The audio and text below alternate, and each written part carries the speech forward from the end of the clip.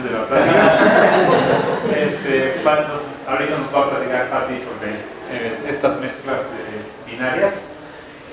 Ella es profesora aquí en la facultad, probablemente muchos ya lo conocen, y pues le damos la bienvenida.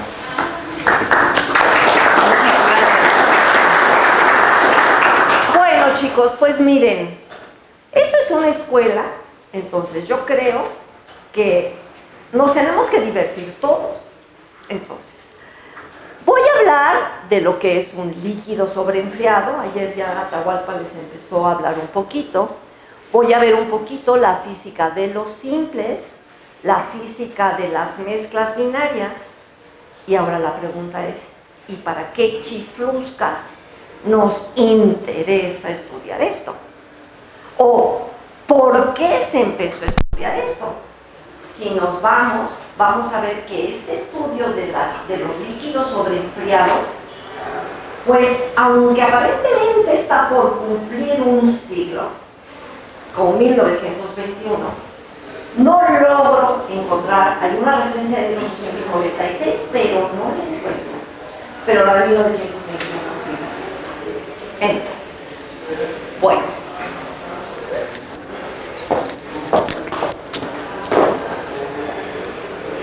Ok. Para que vean ustedes que los vidrios, tal cuales, son materiales que existen hace mucho tiempo. Aquí tengo en un libro de San Isidro de Sevilla, que hace un cuento acerca de una historia romana en los tiempos de César Tiberio. Ya saben que los emperadores romanos, llega un artesano, trae un florero de vidrio. Y entonces el artesano tira el florero y no se rompe. Y entonces el emperador le dice, ¿Does anyone else? ¿Alguien más sabe qué magia es esta? Y el otro le dice, no. ¿Y pues qué pasaba en los cuentos? Pero bueno, muchas otras personas saben hacer vidrio. Es más, tenemos técnicas de líquidos sobreenfriados desde los egipcios. Así que bueno, que se echaron a no importa. Ha seguido esto adelante.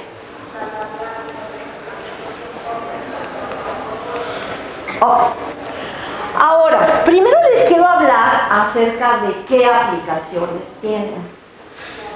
Si ven aquí, tengo aplicaciones de muchas. Aquí hay una que me gusta mucho y que ahorita Luis se va a acordar. Luis, de verdad, nuestro profe le encantaban estos seres, porque la clasificación aparentemente, por más que me la han dicho los biólogos, no me entiendo, que son los tardígrados. Sí los han visto, ¿no? Los que se llaman los ositos de agua, que aparentemente resisten, se pueden ir a la luna de regreso.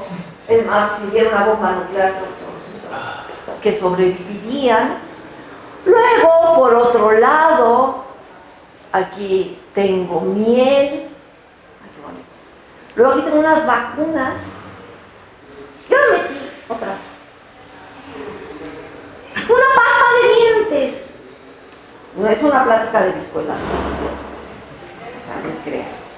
Ni tampoco les voy a decir la pasta de dientes. No, no es un ok. Y pues, híjole, aquí como una prótesis, ¿verdad? Hijo, mano, y esto es lo de más miedo.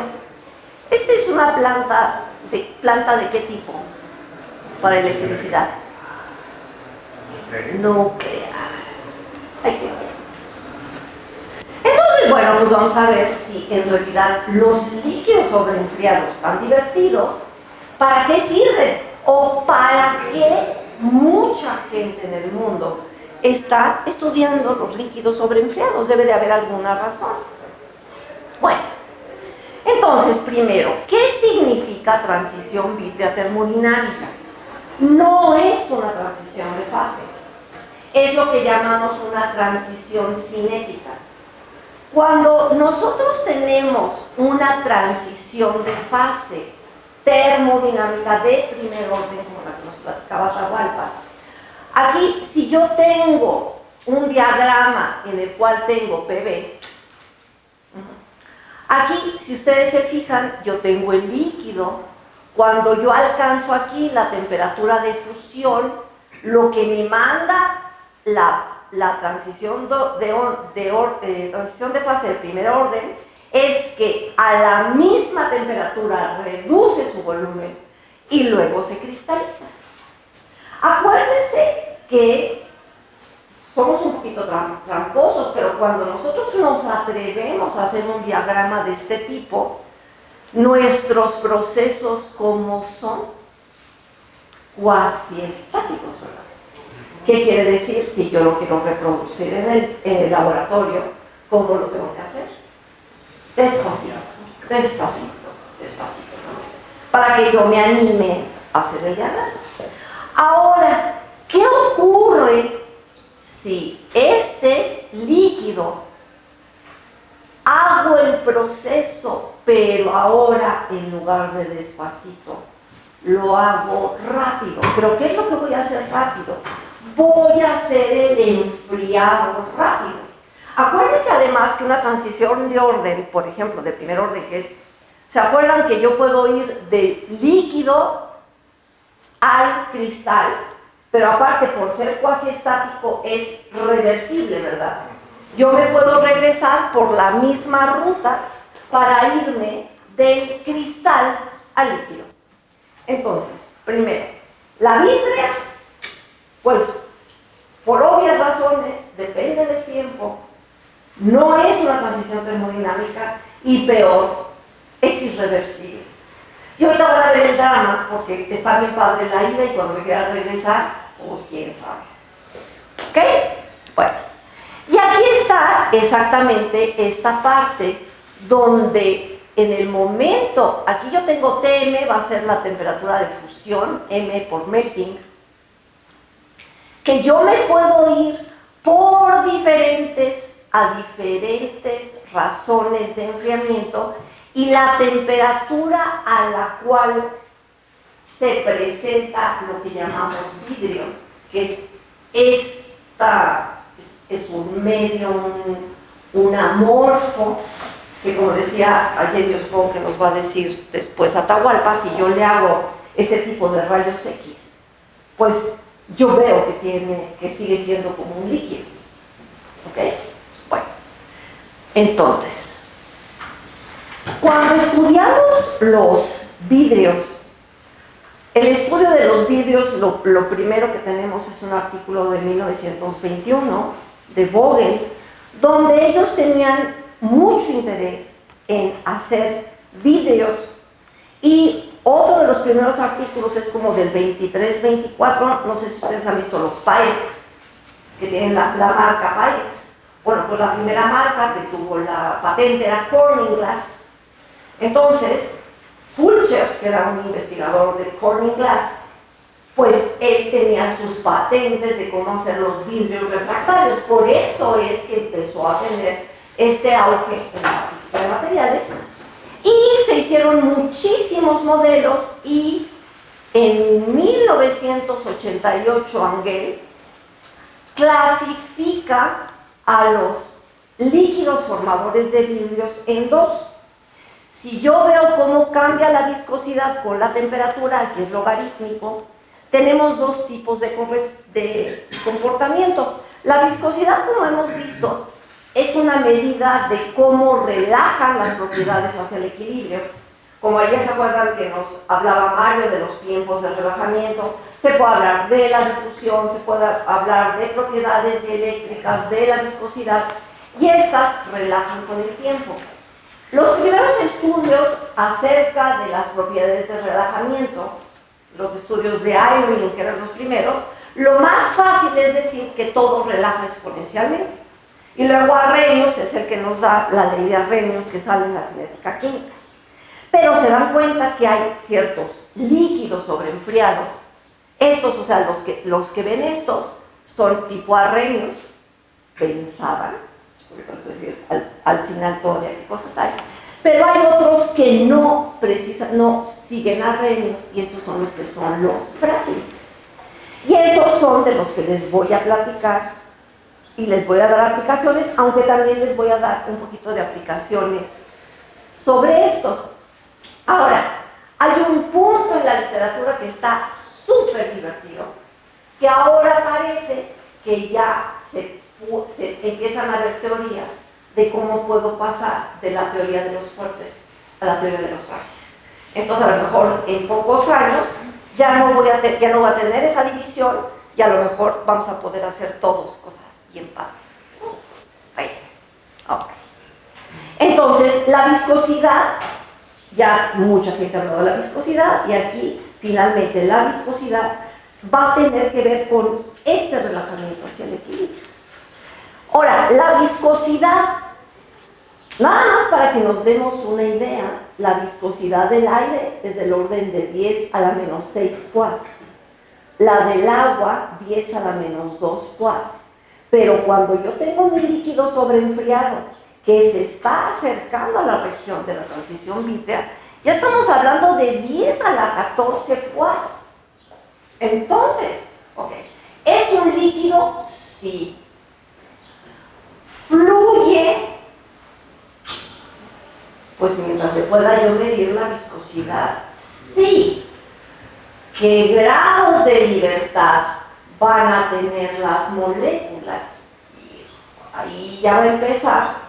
Y entonces aquí también tengo el interés de que siempre nos casamos con los grados de libertad translacionales, rotacionales, y luego entrarle a otros grados de libertad a veces nos complica un poquito. Bueno, aquí les pongo yo una gráfica donde finalmente aquí está la viscosidad y vemos que dentro del régimen del líquido sobreenfriado hay dos regiones. Por aquí está la del melting y aquí hay una temperatura intermedia que, si se fijan, de aquí para acá la viscosidad sube 4 órdenes de magnitud en el 10, pero de aquí para acá sube 8. O sea, no es homogénea tampoco la tasa con la que cambia la viscosidad. ¿Eso qué quiere decir? Que hay diferentes regímenes. Entonces, también tenemos evidencias que la física en un lado no es la misma que la física del otro. Bueno, un modelo teórico para la viscosidad. Entonces, hay evidencias de que hay una teoría cinética tan querida por todos, de Frenkel, que trató de hacer una teoría cinética de líquidos. Pero lo que sí tenemos es los intentos de Kauffman, que ayer nos hablaba Atahualpa, de 1948, de Gibbs y Marcio y de Adam Gibbs. Ahora sí que, como dicen, hasta donde tenemos información el día de hoy, esta teoría de Adam Gibbs no ha sido realmente cambiada. Nada más lo único que se le ha hecho son parches. Pues bueno, a lo mejor si esto vuelve a ser muy famoso y alguno de ustedes logra hacer un nuevo modelo, pues va a estar padre para eso, por si les toca el Nobel, como nos decía Víctor. Bueno, les voy a platicar un poquito del modelo de Adam Gibbs, pero más que el álgebra, aquí lo que quiero es, aquí tengo la función de partición del conjunto isotérmico isobárico, pero aquí lo que yo quiero que vean es que esta función de partición tiene aquí un subíndice C. ¿Qué querrá decir eso? Entonces, aquí lo que me está diciendo es esto. Es un modelo en el cual tengo conjuntos de moléculas, generalmente las moléculas son grandes. Y esto entra de lo que está muy de moda, que son las self-assembly, autoensamblaje.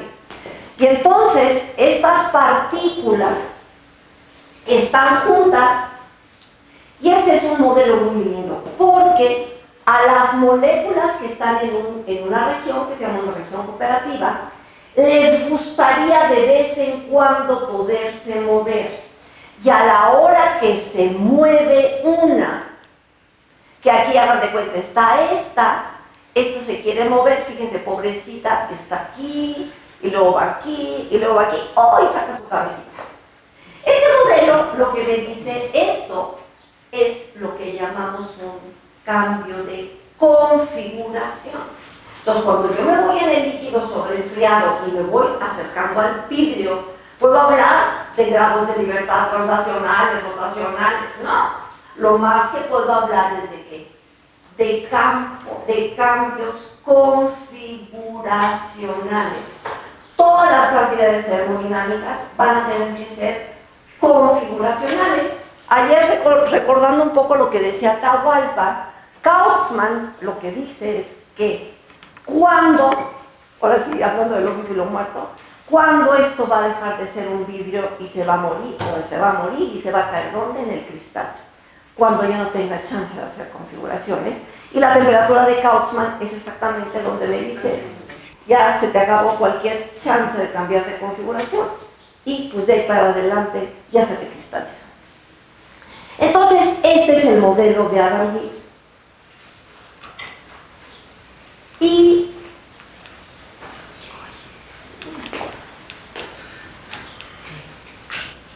aquí nada más les pongo un poquito el álgebra. Yo puedo calcular la energía libre de Gibbs configuracional. De ahí me sale el potencial químico configuracional, que es muy bonita aquí la interpretación del potencial químico, porque es la barrera de energía que necesita una moleculita dentro de su grupo de clúster para poder hacer un cambio configuracional. De hecho, al principio se pensaba que esto era constante, pero pues no, depende de la temperatura. A más baja temperatura, pues obviamente tiene que tener más energía para poder hacer un cambio de configuración. Bueno, y entonces, finalmente, esto que tenemos aquí, pues es lo que se llama la ecuación de Adam y Gibbs, y pues nos hemos tardado, parte del equipo, que voy a poner la foto al final del equipo, y vamos a decir que llegar a esto, aunque ustedes no lo crean, ha sido un trabajo, podríamos decir, de casi 30 años, pero no continuo, que ha sido de brincos. Pero vamos a decir que en los últimos años hemos tratado de idear la vida. Bueno, y aquí fíjense, se los pongo, ¿por qué? Porque fíjense, la viscosidad, que es un coeficiente de transporte, está relacionado primero con el potencial químico, que es la energía para hacer un cambio configuracional, y está relacionado con la entropía configuracional. ¿Ok? Y entonces, pues, lo que nosotros hemos encontrado, ahorita estos me los voy a brincar, que dependiendo de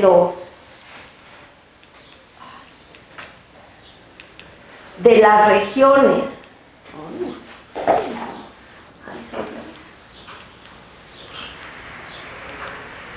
dependiendo de las regiones, la región donde la viscosidad cambia más o menos suavemente, se satisface la relación de Stokes-Einstein, pero en la otra no. Esto es algo muy divertido porque parece que mientras más se aparantan las moléculas en moverse, un trazador se aprovecha y se empieza a mover más rápido. Es donde yo hice el experimento en el centro. Iba yo caminando por Madero, estas calles que cierran peatonales, y yo tenía prisa para ir a la feria de chocolate que estaba pasando el Palacio de la Autonomía, y estaba que yo no podía pasar. Y dije, ay, voy a ver si es cierto que me voy, como decía Víctor, un poquito viendo. Y fíjense que sí, en lugar de ir a los lados, traté de irme moviendo a través de todos, y aunque no lo crean, mi amiga que iba al otro lado, yo llegué a testigo. O sea que, chistoso, pero sí. Eso. Entonces, un evento que tengo, entonces, a ver, ¿qué es lo importante? En el líquido sobreenfriado aparecen heterogeneidades dinámicas que no me aparecen en un líquido común y corriente. Me puedo aprovechar de ellas, sí, por ejemplo, para un difusor. ¿Esto me puede interesar? Pues probablemente sí. Si yo quiero que algo se difunda más fácilmente que en otro, a lo mejor me convendría hacer cosas a este tipo de temperaturas. Bueno, ¿qué hemos encontrado? Hemos encontrado una ley de estados correspondientes. En su curso de termo, seguramente han visto que cuando Van der Waals presentó su ecuación para tratar de explicar la transición de fase de primer orden, él, cuando hace todo con respecto a los parámetros críticos, se acuerdan que encuentra la ley de estados correspondientes. Y entonces, pues el sueño de cualquier físico, es decir, el comportamiento que yo quiero, pues me gustaría que siguiera bajo cierta parametrización estados correspondientes. Entonces, esta es una gráfica muy linda porque tengo aquí viscosidades, pero fíjense, tengo mieles, van a decir, ¿por qué mieles? Pues al principio una miel, ¿verdad? Mieles, polímeros y estos alcoholitos. ¿De qué tamaño son las moléculas? Grandes. Estos son, exactamente, son estudios para macromoléculas. ¿Okay? Y también lo que tenemos es que también encontramos universalidad en la otra región. Entonces, bueno, según nosotros no vamos tan mal en la parte teórica. Y finalmente tenemos aquí, que fue de hecho una tesis doctoral, que después de mucho tiempo logramos con la teoría de Adam Gibbs relacionar la viscosidad con la difusión. Pues estaba Stokes-Einstein, nada más que vimos que se podía romper. La viscosidad con la entropía configuracional y luego la barrera energética.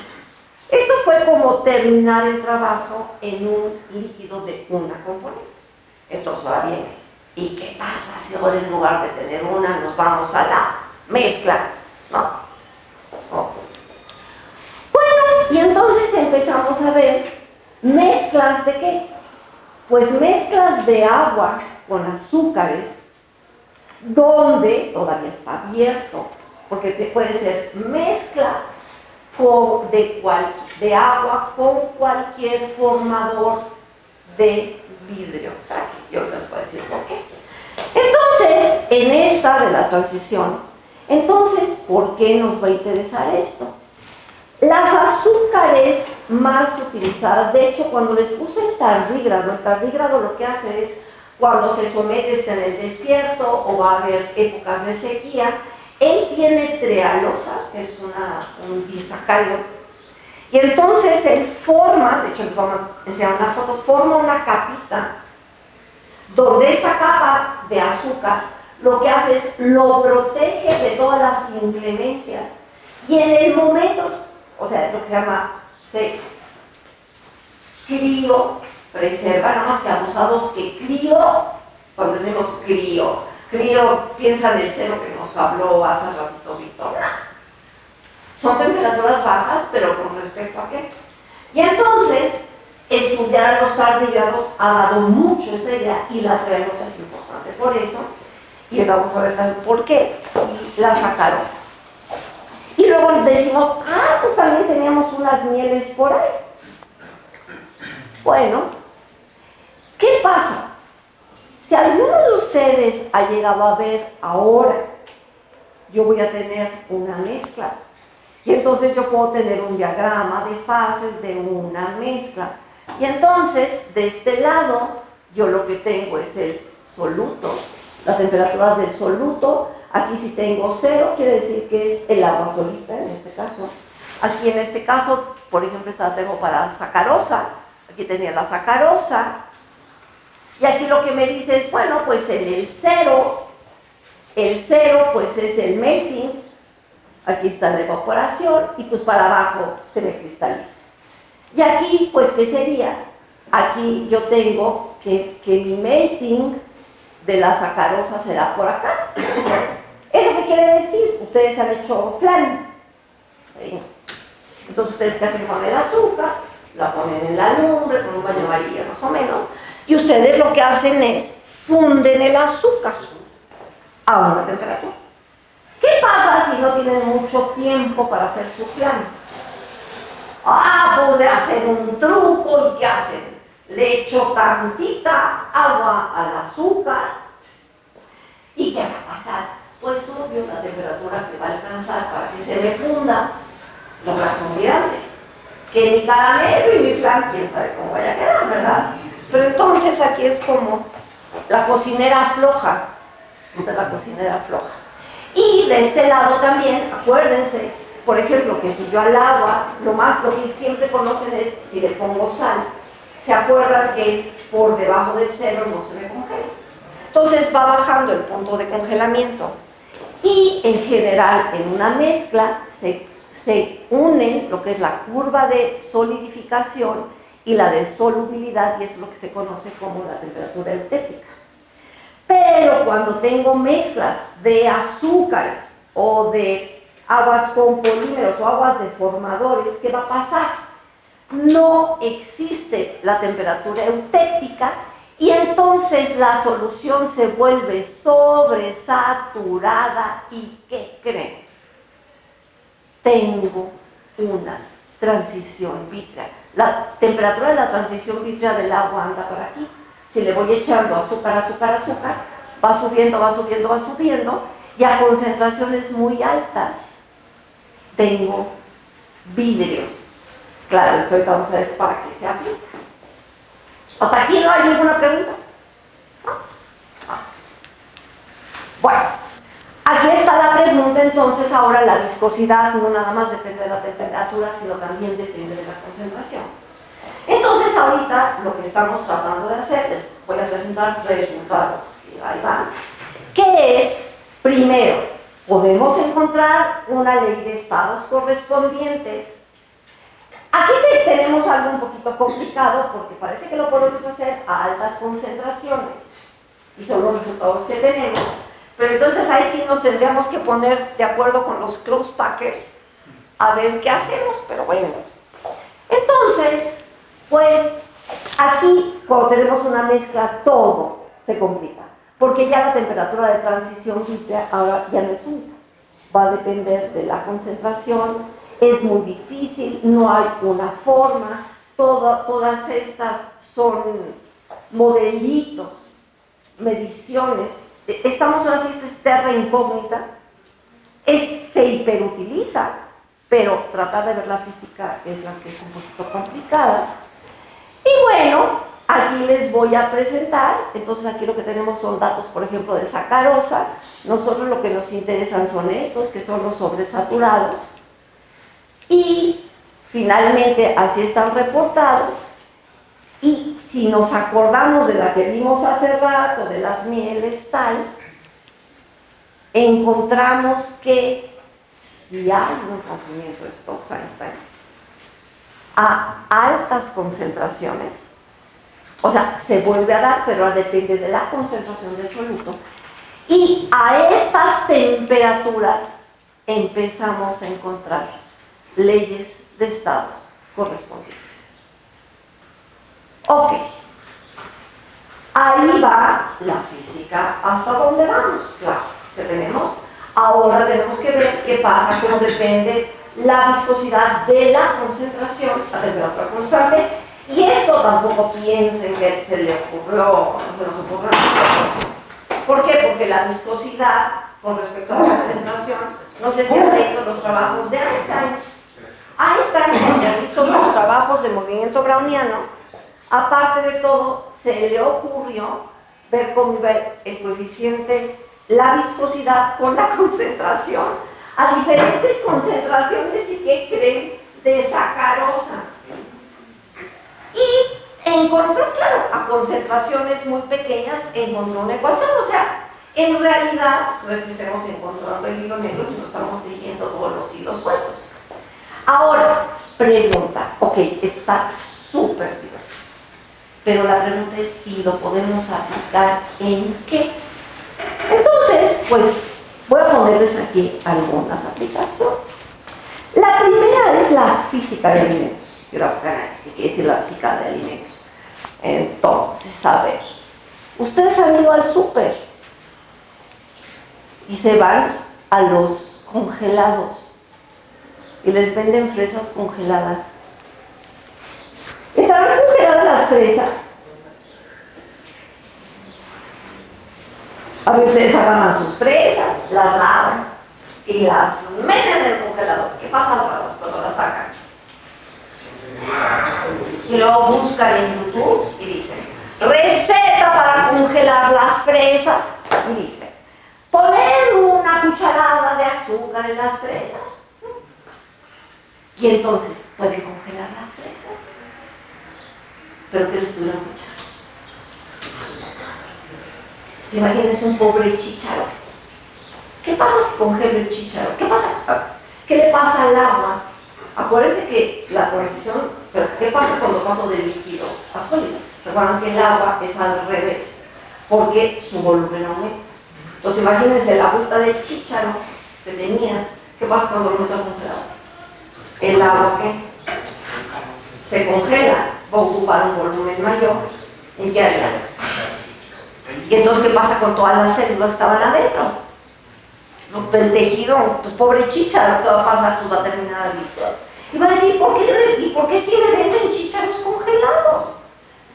¿Serán congelados? ¿Qué creen que son? Vitrificados. Y hoy les voy a enseñar cómo ya está ya anuncios de que ya la gente está empezando a aceptar, a usar el término vitrificación. En este caso, tenemos todo lo que es la industria de la confitería, los chocolates, los dulces y muchos otros, que tiene que ver que dependiendo cómo haga, por ejemplo, este palito, sí es cristalizado. Pero si ustedes tienen muchos de los caramelos que tenemos, no son cristalizados, son vitrificados. ¿Por qué? Porque depende del proceso. Entonces, hay libros y libros y libros de física de los alimentos, porque normalmente lo que necesitamos muchas veces es hacer vitrificación. Aplicaciones médicas y farmacéuticas. Bueno, entonces, una de las aplicaciones más importantes, tenemos la trealosa, ¿se acuerdan de los tardígrados? De hecho, ahorita les voy a enseñar aquí tengo una patente. Hay una patente de conservación de vacunas. Imagínense vacunas. ¿Qué pasa si ustedes se quieren llevar vacunas a Sudáfrica? Normalmente las refrigeraban, ¿no? Pero ya hay técnicas donde las vacunas se pueden vitrificar con azúcares de este tipo. Las temperaturas que tienen que tener no son tan bajas y las pueden trasladar de un lado a otro.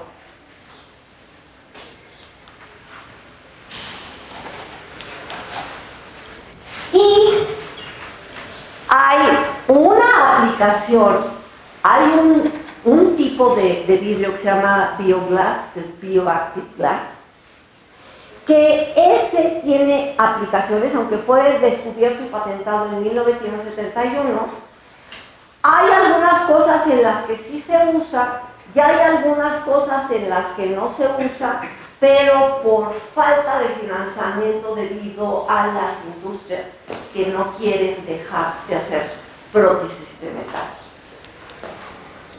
Larry Hage, en 1969, encuentra que se llama Bioglass, que tiene la propiedad de poder regenerar los tejidos, porque cuando llegue la criopreservación, todo esto está unido, y entonces se regeneran los tejidos, o sea, no es como cuando ponen la prótesis de titanio, que siempre el cuerpo siente que es un ente extraño. Cuando se ponen ese tipo de prótesis, después de un rato, el tejido se va reconstruyendo. Pero van a decir, ay, esto está muy raro. Pues les apuesto, ay no, tan chiquitos.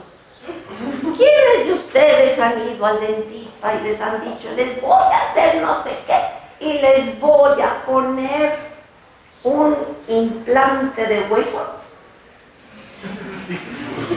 ¿Nadie? Ay, están muy chiquitos. Hay veces que van y les dicen, mira, ahí está, mira. de que uno va y le dicen, no, te tengo que poner un implante de hueso. Y uno dice, ¿pondrá hueso de alguien? Sí, te ofrecen los dos. Te ofrecen un implante de hueso de animal. Ay, genial. De hueso que te dice que generalmente es de reses, o de humano, o ¿En qué voy a decir hoy? obviamente es mucho más caro. Ah, pues, ¿pero qué quieres? ¿Qué pasa? Implantes de hueso, artificial. Pero ¿con qué característica? Porque si les ponen ustedes un hueso, a lo mejor de otro animal, puede ser que haya rechazo. ¿Qué pasa con este tipo de hueso artificial? Que finalmente tiene la propiedad que la encía, después de un rato, ya lo reconoce como propio. Y entonces, tenemos que aquí, sobre todo, le ponen que tiene la palabra del bone bonding, porque se une al resto del hueso y se pega. No es como la prótesis de metal, que simplemente pues es un ente que me mueve. No, este se va como convirtiendo en el hueso, y se usa mucho en implantes de cara, cuello y reparación de tejidos y vasos sanguíneos. Ahora, donde la aplicación es muy grande, que seguramente algunos de ustedes no se enteran, es en la odontología. Lo que digo, los implantes de hueso, que son estos, que sí son caros. ¿Han visto esta pasta de dientes? Sensodyne. ¿Y aquí qué dice? Repair.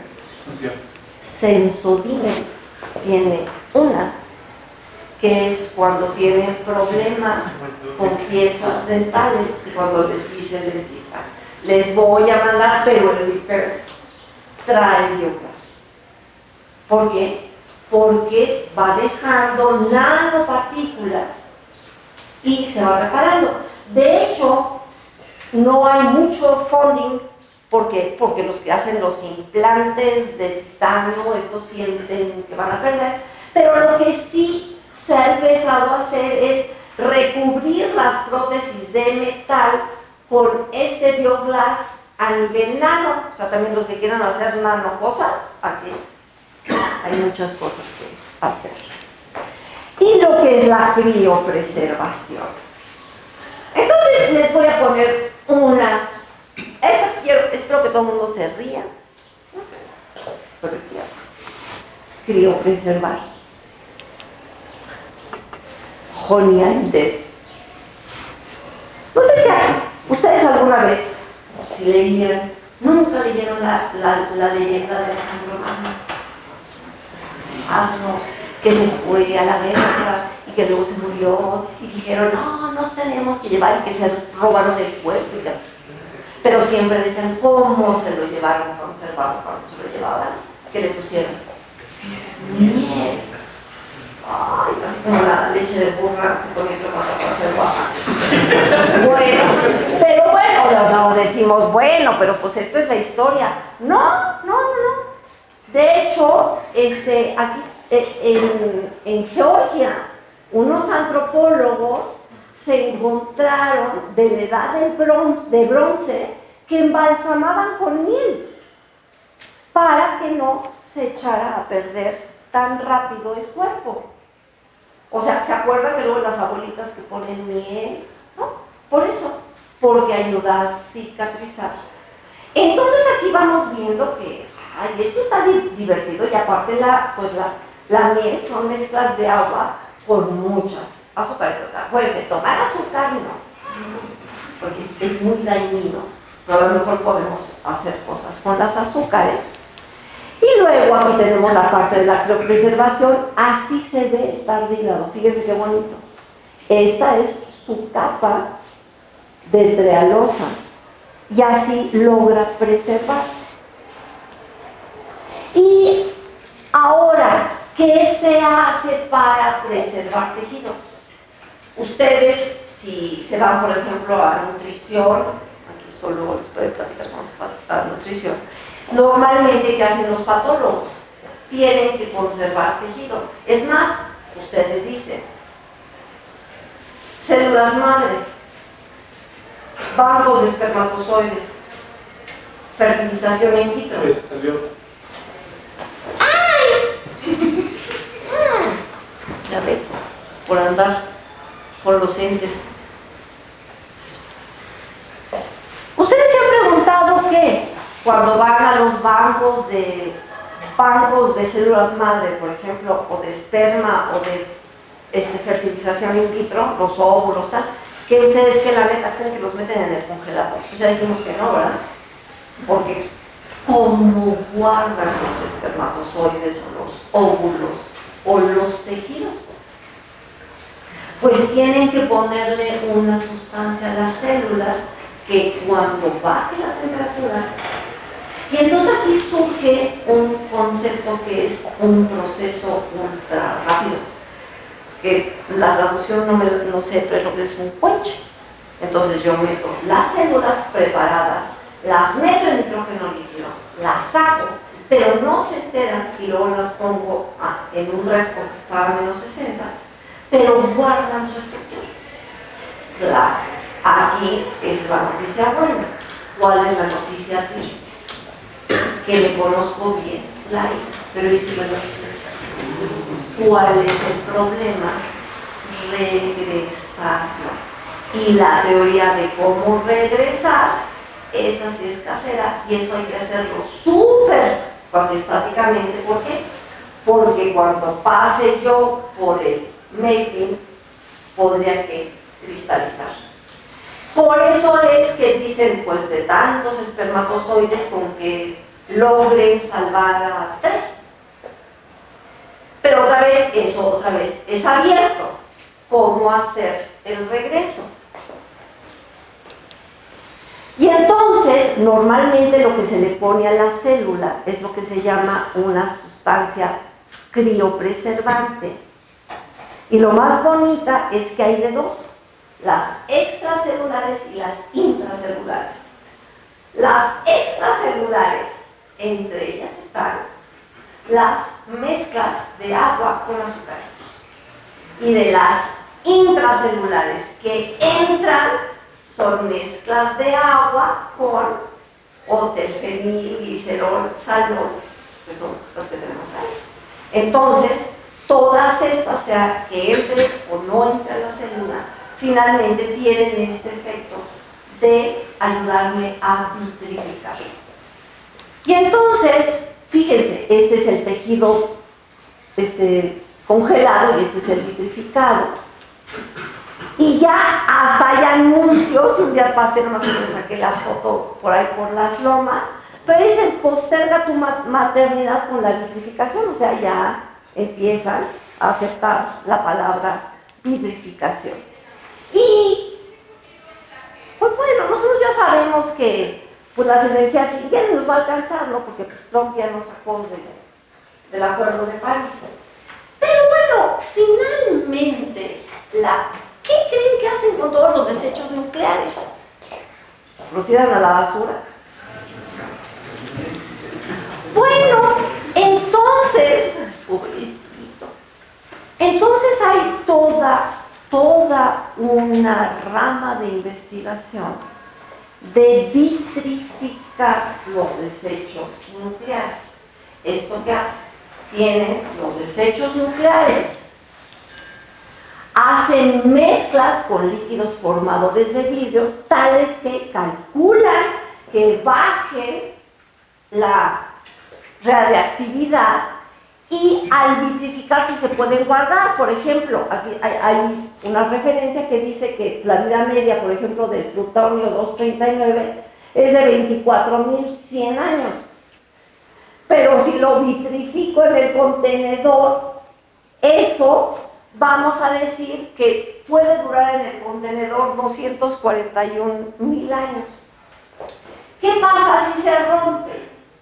Si se rompe de todas maneras, como el vidrio ya le bajó su tasa radiactiva, Entonces, en principio, es la forma más segura de guardar desechos radiactivos, porque ahorita estamos pensando en una planta y en un hospital no hay desechos radiactivos. Entonces, es una de las maneras que también hay muchos estudios para estas cosas. Bueno, y entonces la UNESCO, esta es la Sociedad Cerámica Americana, está tratando de ver si en la UNESCO, ¿se acuerdan que es el año, ahora estamos en el año de la Internacional de la Tabla Periódica? Entonces están viendo a ver si en 2022 le van a llamar el Año Internacional del Vidrio. Así de importante vamos. Bueno, pues gracias, y pues bueno, ahí estamos el equipo. O sea, es que estaba buscando una foto donde estábamos las tres, entonces ahí estamos las tres, el equipo Semilla, y estamos sentaditas exactamente en un congreso que fuimos en junio, se llama International Conference on Glass, donde en realidad uno puede ver todas estas maravillas. Y pues, ¿verdad? Un día nos descubrimos que nos habían sacado una foto. Entonces, pues ahí está el equipo: Sol, Adriana, yo y los que quieran. Pues, muchas gracias, chicos. Y pues es un campo muy lindo. ¿Qué tiene? Gracias.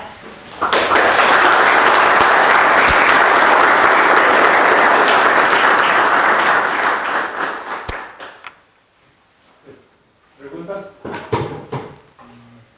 Damos un poquito de chance a ver si los alumnos tienen alguna pregunta. Ajá, perdón, ¿me podrías recordar cuáles conceptos eran equivalentes? Viscosidad, difusión, energía, umbral. A ver, entonces, la viscosidad de un fluido, hay muchas maneras de interpretarlo. La viscosidad es una propiedad de transporte. Si yo tengo agua en una botella, pues no le puedo medir la viscosidad. Para medirle la viscosidad tiene que moverse, entonces me dice que tan fácil o que tan difícil se mueve. Oh. El coeficiente de difusión, ese lo saco directamente, si lo quieren ver, se acuerdan de una partícula browniana. Entonces yo tengo un trazador y ese trazador se va a difundir. Y Einstein y Stokes encontramos su relación en que el coeficiente de difusión es inversamente proporcional a la viscosidad, lo cual, obvio, mientras más viscoso, pues más difícil que me mueva. Bueno. Hay en un sobreenfriado, pues obviamente se puede estudiar cómo se mueve un trazador, pero se encuentra que hay un régimen cerca de la temperatura de transición libre que en lugar de ir como uno entre la viscosidad, va uno entre la viscosidad, pero a un exponente menor que uno, que quiere decir que se mueve más rápido en uno más viscoso. ¿Por qué? Porque aparentemente se aprovecha de esto. Ahí están los dos. Luego, la energía.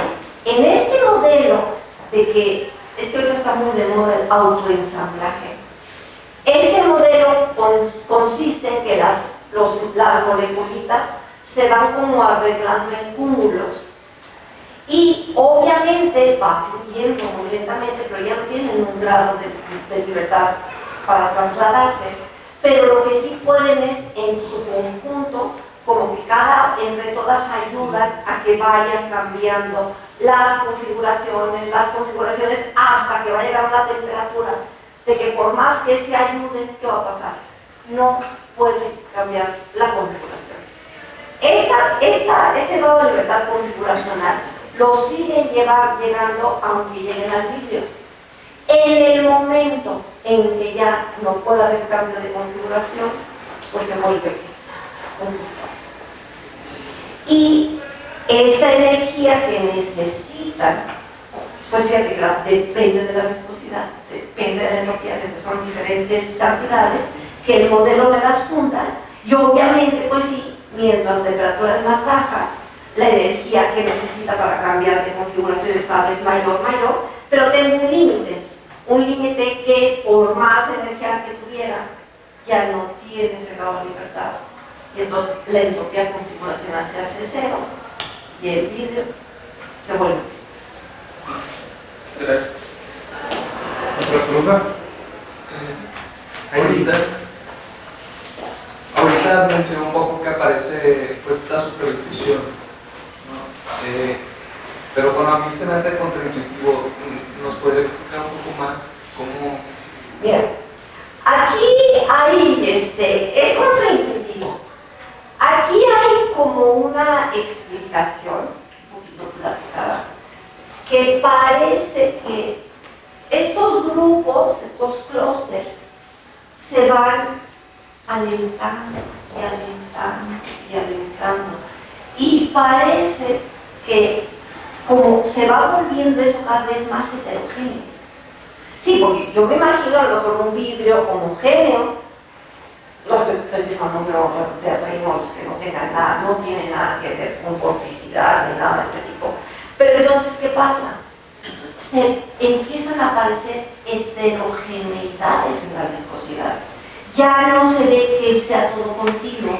Entonces, por un lado, esta parte configuracional se va volviendo heterogénea. Parece que la partícula difusora se aprovecha de esta heterogeneidad para moverse un poquito más rápido. Exactamente, que es el rompimiento de Stokes-Einstein, es uno de los puntos medulares por explicar. O sea, hay muchas evidencias experimentales, pero por eso les digo, aquí es un tema muy estudiado, muy visto, pero lo que falta exactamente son los modelos para poderlos explicar. Sí, Pati, ya hace algunos años, no muchos, ¿no? Que trabajaba yo y tú y otros más con Leopoldo García Colín, ¿no? Al respecto de estos temas.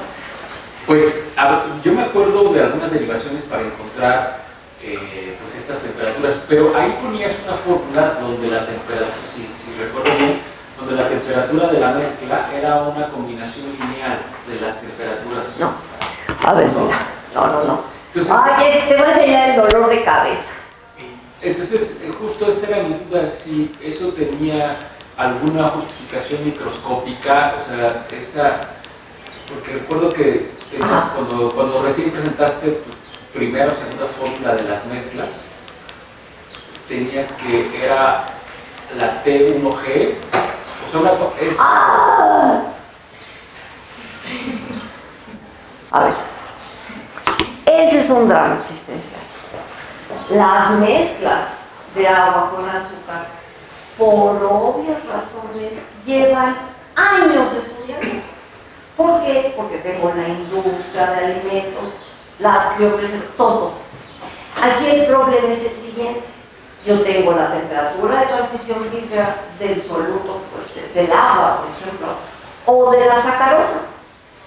La pregunta es ¿cuál es la temperatura de transición vítrea de la mezcla? ¡No sé! Entonces, eso se usa mucho en farmacéutica. Entonces, en la farmacéutica, como por ahí de los 30 o 40, Gordon y Taylor hacen su cuchara y entonces ellos dicen que la TG depende de la concentración del soluto del solvente. Pues como es uno, tú dices, bueno, pues obviamente la suma de las concentraciones es uno. Ellos proponen esta forma donde C1 por la TG del 1 y proponen ahí, ya sabes, su término ajustado, que es esta acá, C2TG2. Esta forma, de hecho, hasta donde hemos llegado, tenemos indicaciones que podría salir de una teoría físico-estadística de mezclas. No, o sea, aquí, como diríamos, trabajo, pienso, algún día tenemos, es que exactamente parece Tenemos ahí bibliografía de esto. Ahora, si tú haces un modelo, entonces ahora la TG, hasta el día de hoy, la TG de la mezcla, la mides, ves si la ajustas, pero esto es, bueno, no, pura cocina, pura farmacia. Claro, aquí ese es un problema, porque la puedes medir, obviamente no es una relación lineal. Y pues también estaría bien padre saber cuál es. Y bueno, estoy hablando de mezclas binarias, una miel, ya son mezclas cuaternarias o quinternarias, ¿no? Bien. Disculpa, si te entendí bien, me comentabas que pasar de líquido a cristal lo puedes hacer de manera reversible, ¿no? Y pasar de... O sea, reversible, o sea, en una transición de fase termodinámica, siempre yo puedo pasar de líquido a cristal y de cristal a líquido, probablemente, claro, si yo lo hago en mi diagrama PD o el que se me pegue la gana, yo puedo seguir el mismo camino. Pero, obvio, yo en la vida no hago las cosas cuasi estáticos, pero están de acuerdo que si yo pongo el agua en el congelador, se me congela, y luego yo lo saco, va a pasar un tiempo y se va a volver líquido. El mismo, más o menos. Ok.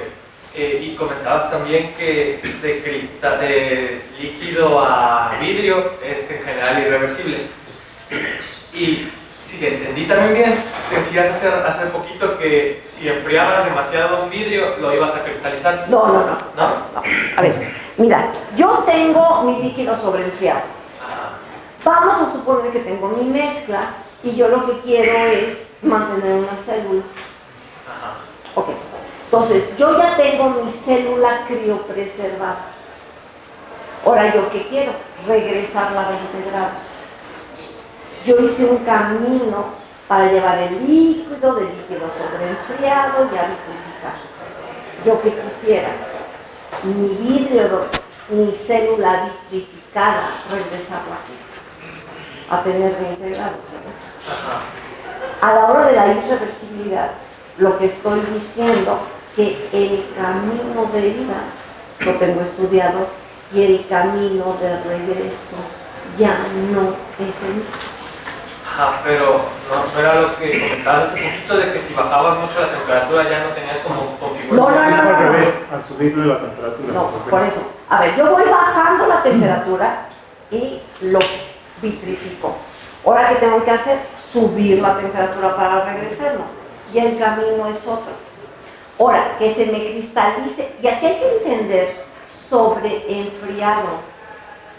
Bajas temperaturas, pero bajas temperaturas, ustedes saben, la miel que compran en el súper, la ven líquida, ¿verdad? Ese es un líquido sobreenfriado. ¿Ya qué temperatura está? A 20 grados. Entonces hay que entender que eso de altas o bajas... Ya, voy a cortar la discusión porque ya viene Sí. la siguiente. Gracias. Gracias.